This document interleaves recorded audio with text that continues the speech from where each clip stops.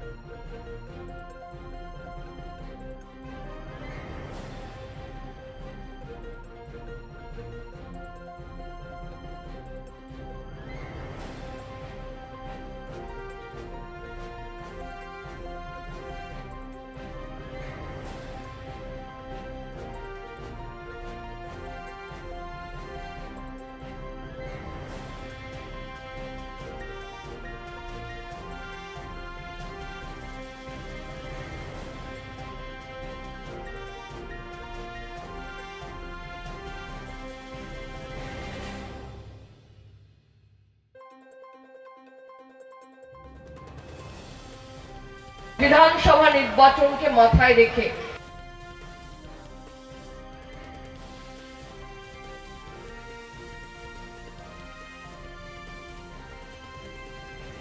সারা পশ্চিমবঙ্গ জুড়ে হচ্ছে। গত এক মাস ধরে আমাদের দীক্ষা বলে একটি প্রোগ্রাম ছিল মহিলা তৃণমূল কংগ্রেসের, এবং এইটা আলাপচারিতা এই ফেব্রুয়ারি মাসের 28 তারিখে শেষ হচ্ছে। আমাদের এই আলাপচারিতা এক মাস ধরে চলছে।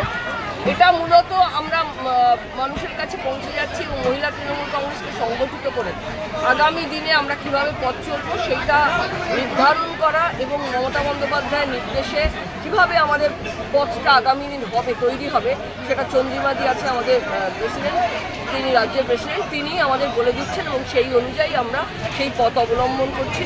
প্রত্যেকটা জেলায় মাদার তৃণমূল কংগ্রেস, যুব, ছাত্র সমস্ত শাখাদের নিয়ে এবং মহিলা তৃণমূল কংগ্রেস একসঙ্গে মিলে এটা একটা যৌথবদ্ধ প্রোগ্রাম।